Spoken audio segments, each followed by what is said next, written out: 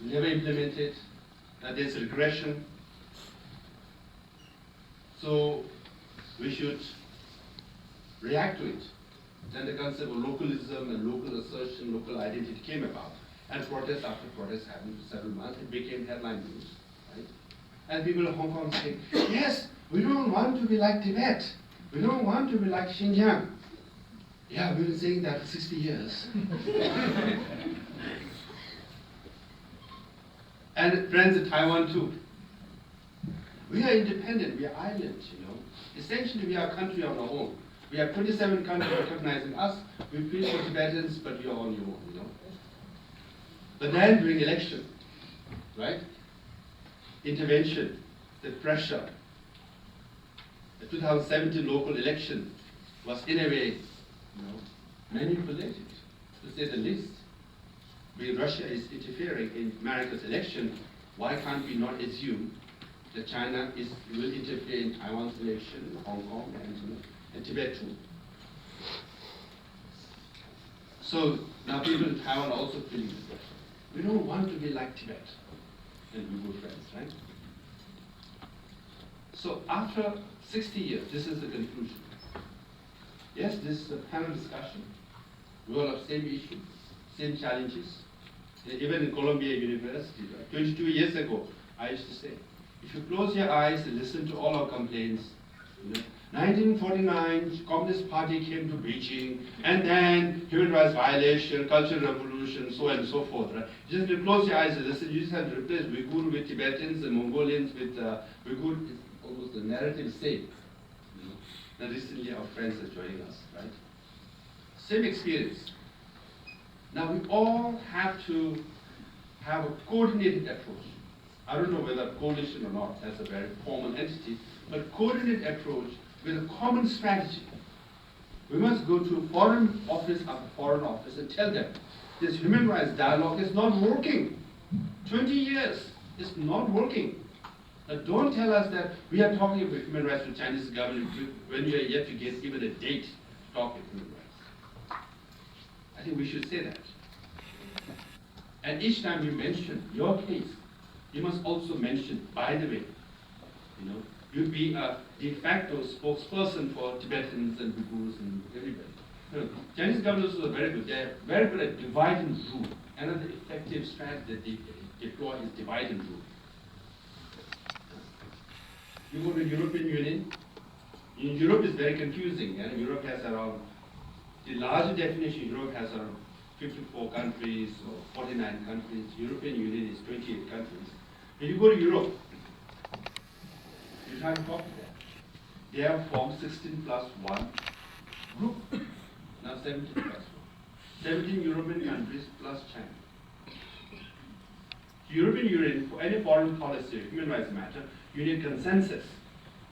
But when you have 16 plus 1 or 17 plus 1 coalition, these 17 countries is not going to vote for you.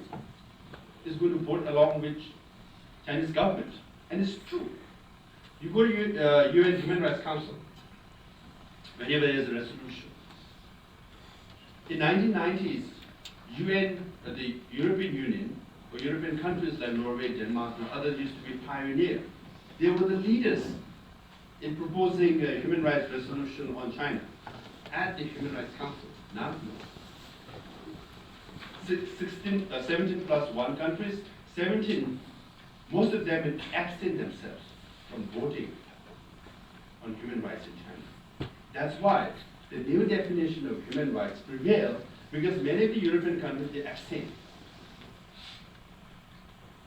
And then the third world countries mainly vote with China and they prevail. So divide and rule is Chinese government strategy. Europe is divided. African continent is divided.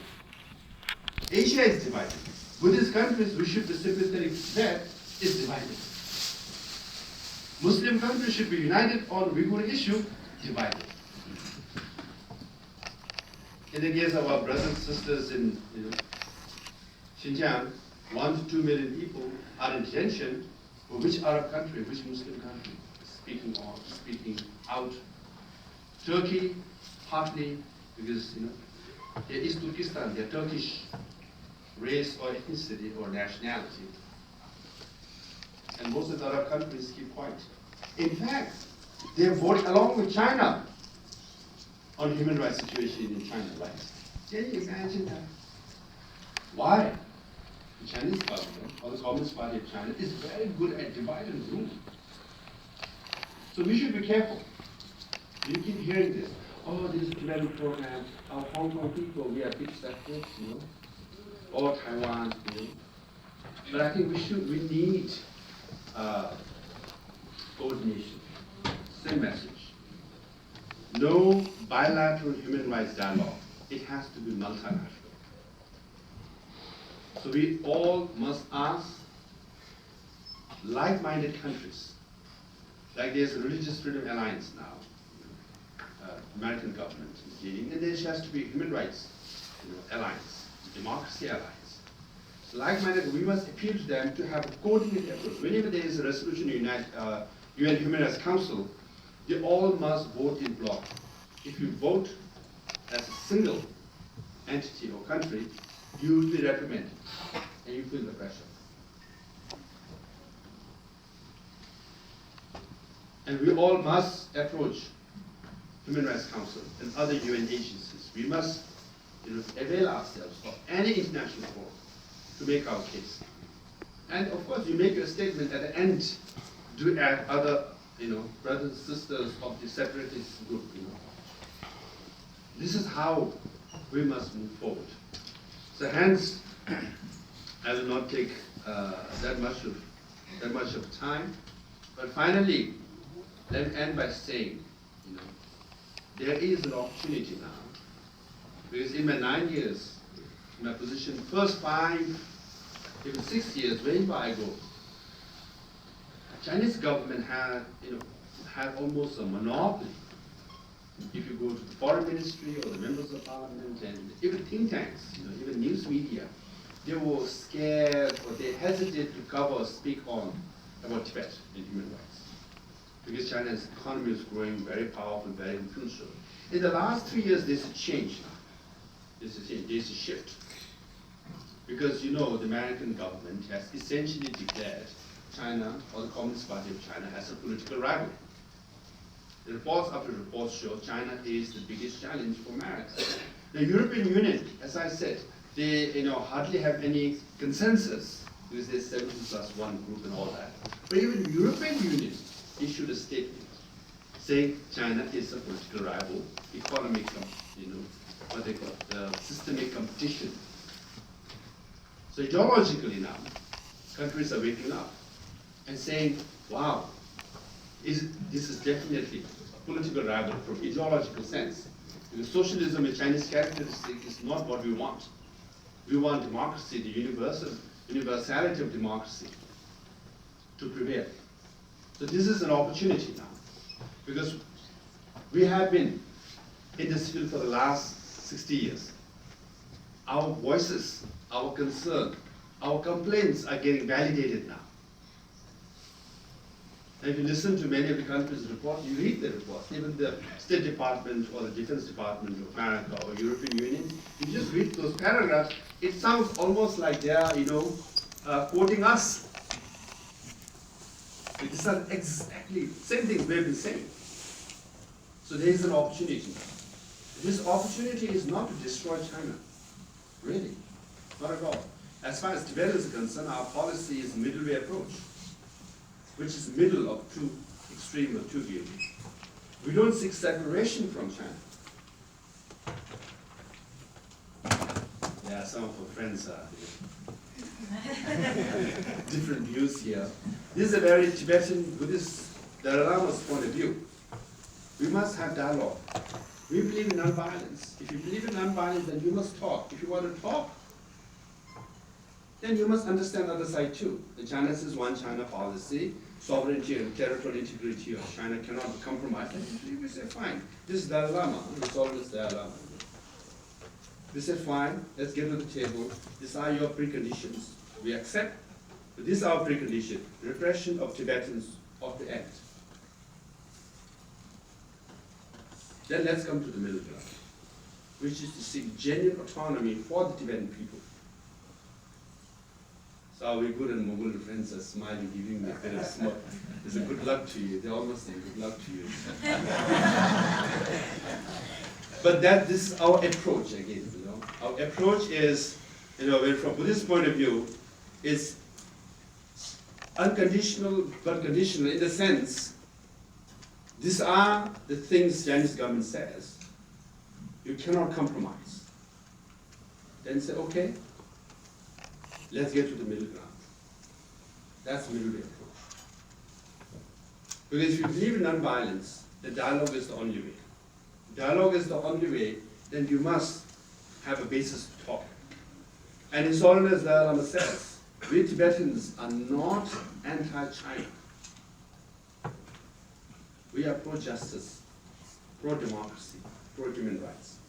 When we say there ought to be democracy in China, we are saying it's good for you. Not only for us, it's good for you.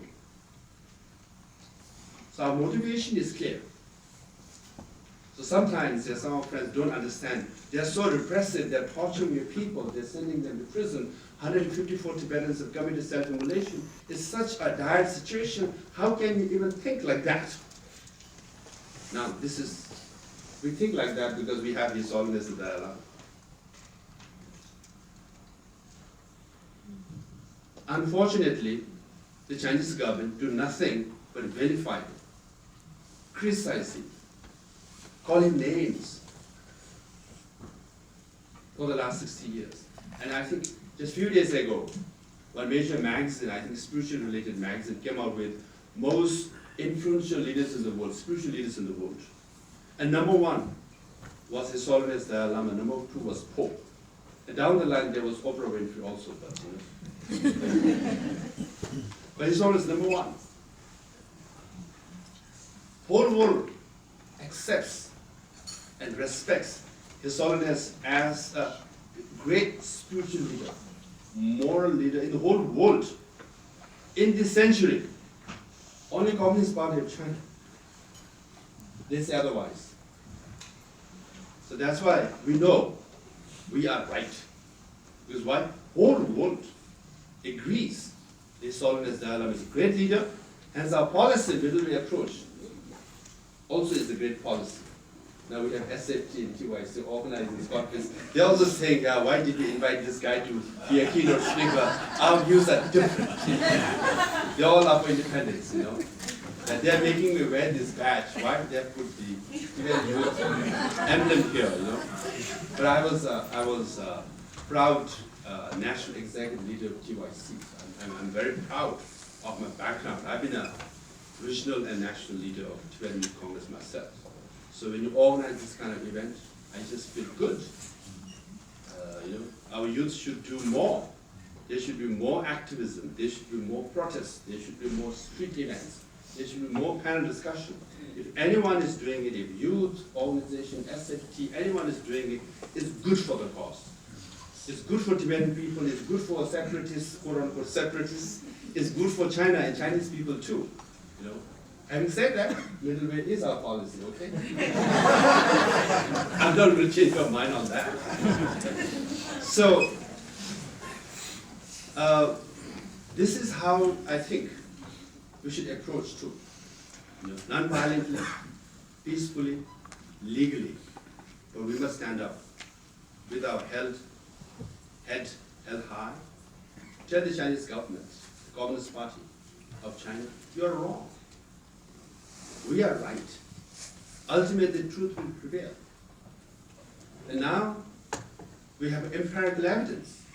Coronavirus, SARS, famine, so on and so forth.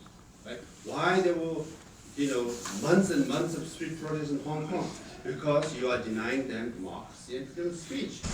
Why people in Taiwan now, they're asserting their local Taiwanese identity more than Chinese identity is because they're saying, we enjoy our democracy, we like our democracy.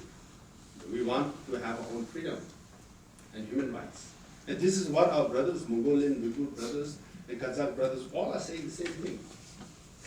So I'm very glad to be here, definitely for the whole world. I'm very glad in the last 3 years, the European countries, America included, are realizing to this fact that yes, China is a big challenge, geologically speaking, and we ought to do something about it. In that context, we will be the leaders, because we know, as I said, how smart, how effective the Chinese government strategy is, because we have faced the brunt of it, right? And we can teach or share our wisdom and be the power of change and bring down the great wall of ignorance with Dalai Lama's middle way approach. Thank you very much.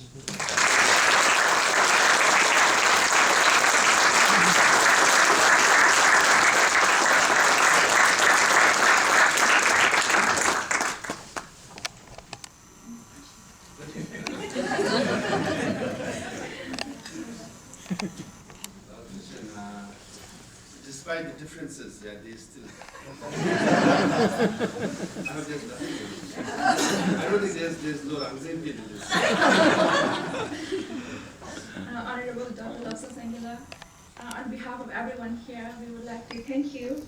Thank you very much. We believe that the knowledge you share will immensely affect us here. And we know that your time is very precious, and we are very grateful for having with us. And due to the short time, so we have two questions. Yeah, so it will take like one minute each to question. Any questions? Actually, I'm going straight to the to the airport from here. I'm flying to India. Hello, Your Excellency. All right. Hi, Your Excellency. Let's go to Lobsang. Hello, Lobsang. I'm Alan from Hong Kong, and thank you very much for inspiring us with not just your speech, but also your and also other Tibetan brothers and sisters' continued struggle or continued resistance over the past few years. You mentioned about building a stronger alliance. I think a lot of us agree with that a lot. Is there any, from an activist point of view in the United States, and also with the alliance, the global alliance that the Tibetans have built over the years, how can we, from Hong Kong, Taiwan, or other Uyghur communities, how can we learn from that?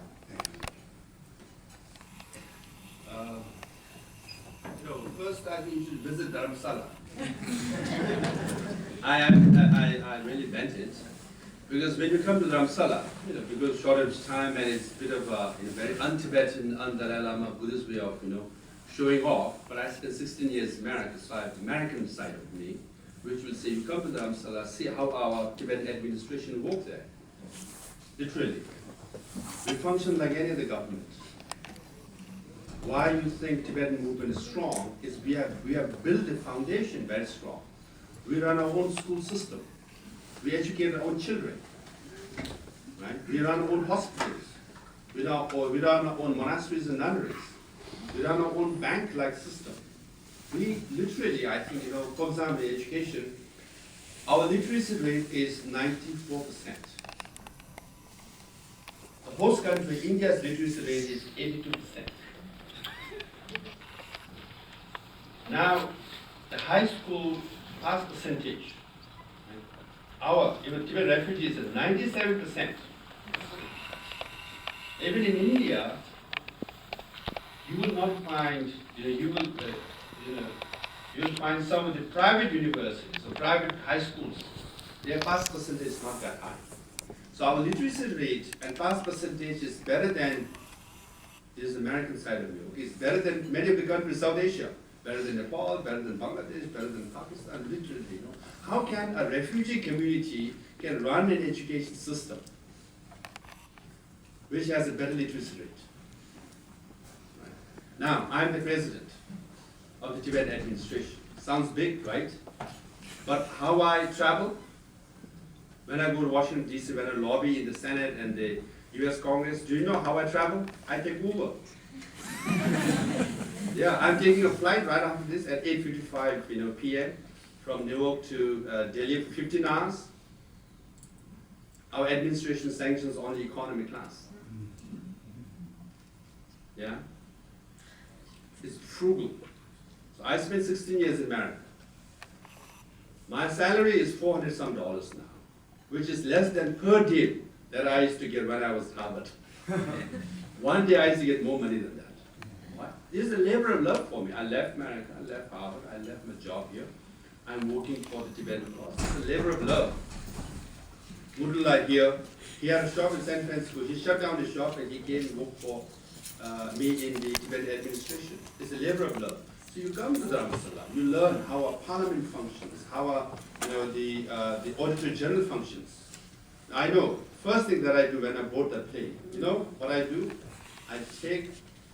I'm not worried about my luggage, but I'm worried about my boarding card. If I don't have boarding card, I won't get reimbursed. That's like 3 months of my salary, you know. So our Auditor General is that strict, that frugal. Really, I think the least corrupt administration in this entire planet is Tibetan administration.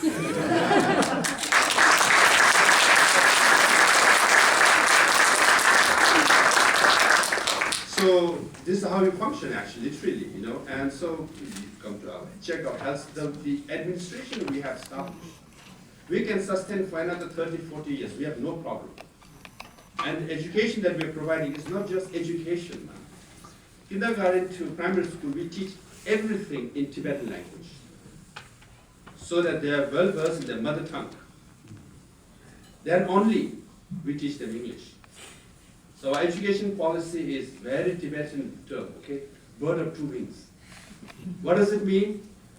If a bird has to fly properly, bird must fly with perfect balance of two wings, right? So yes, traditional education, modern education. Tibetan language, English language, so and so forth. So we are Buddhists, we are very peaceful, we are followers of Dalai Lama, but we will be out there in the streets shouting slogan. With more people out in the streets than our Uyghur and all our friends. Huh? If tomorrow there has to be a demonstration, who will have the largest turnout? Tibetans. Why? This is how we are taught. Bird of two wings. Be polite, gentle, non-violent, but always show up. Yeah, don't insult Chinese leaders and don't burn their flags, but always be a nuisance. They don't like you, you know. I just came from Austria a week, 10 days ago maybe. Austria has around 550 Tibetans only. I went to Vienna for the evening event. How many people came? Nearly 300 showed up, traveling hour and a half, 2 hours, just to see me. And they had like 16 performances. So our Tibetan study started at 4 p.m., it ended at 10:35 p.m. 6 plus hours event. And I had to watch all the performances, 16 performances, So why? If I say, can you cut it down? No, he came 2 hours away. He came for hour and a half. You can't do that. I just landed from America, and 2 days later I'm going back. I'm like a little tired. No. So they show up, and I stay put. So this is how it is actually in New York. When you have a demonstration, we can have 1 or 2 or 3,000 people. You just name it. You just name. We can have 30, 40, 50% turnout. This is how we do it.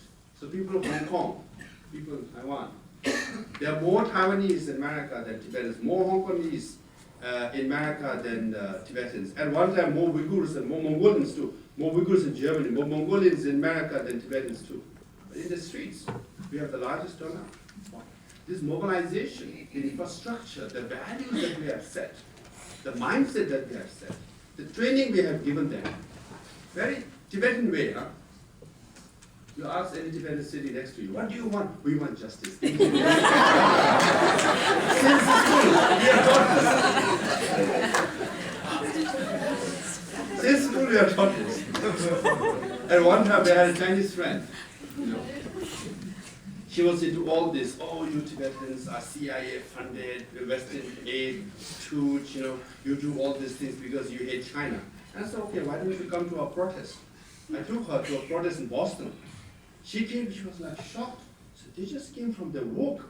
Somebody came with their kids, young kids from school to participate in protest. When you look at the participation, it's original, it's organic, And I said, now tell me, who do you think are funded by CIA?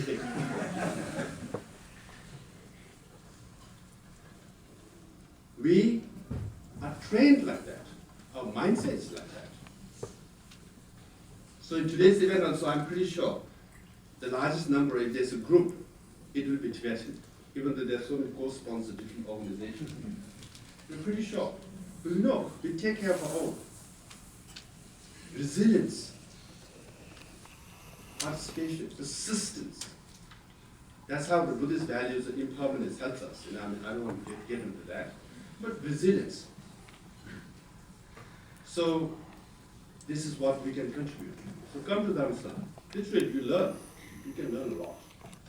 And you know how to run things. Then you can sustain. Of course, organizing protests for 6 months or 9 months in Hong Kong is good. Right? But you want to last for 60 years. Our good friends in Mongolians, we have to set up a system. Global system, global network. Yeah? Thank you. Thank you.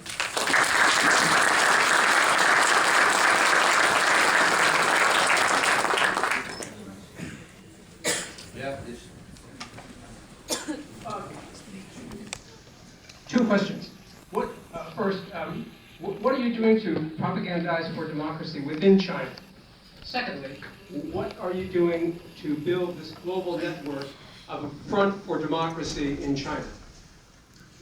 Because if you don't get democracy in China, you'll never have democracy in Tibet or Taiwan or Hong Kong, anywhere. You need a world movement. Right. Yes. Now, inside China is very difficult. In a sense, I can't go to China and ban people. So all our separate friends would say the same. But we can reach out to millions of Chinese who are in America, who are in Europe, and who are in Western countries.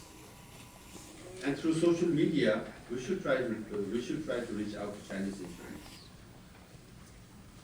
I mean, as I said, coronavirus, all these cases, it's a clear example. In fact, there's a personal experience. Why? Because of lack of democracy and freedom of speech, they are suffering now. They have been victimized by the whole world. Even if you go to the continent of Africa, they say, you are Chinese, do you have coronavirus? You stay in that hotel. You can't come mix up with us. Or in Latin America or Asia, anywhere. This experience is not minor. This is a major experience. So their pride that they have is hurt. Now, as far as CTS, Tibet administration is concerned, again, that's why I said you need infrastructure, you need system. It's an official policy of Tibetan administration for every Tibetan in this room or anyone in university, school, Tibetan students, to reach out to Chinese students. That's called. It's an official policy. Now we have an officer in the office of Tibet, Washington D.C., a Chinese-speaking Tibetan staff in Geneva and in Taiwan and Australia. Their job is to reach out to Chinese in Europe and Chinese in Australia and Chinese in Taiwan and others. It's a policy. So when we have a Tibetan Association conference annually, we pass a resolution reaching out to Chinese, and every Tibetan association has a designated staff whose job is to reach out to Chinese, Americans and others. So this is how we create a system. So we do the best we can. And definitely, this is the toughest challenge. Yeah, that's why Chinese government is imposing so much censorship, this Great Wall, to prevent any information from going inside Tibet, right? 180 million Chinese have passports. So they can travel all over the world. That's why they are the largest number of tourists. And tourism contribution by Chinese tourists is huge. But you know how many Tibetans are issued passports? Now I think less than 1%. Because they don't want Tibetans to travel. They don't want Uyghurs to travel. They don't want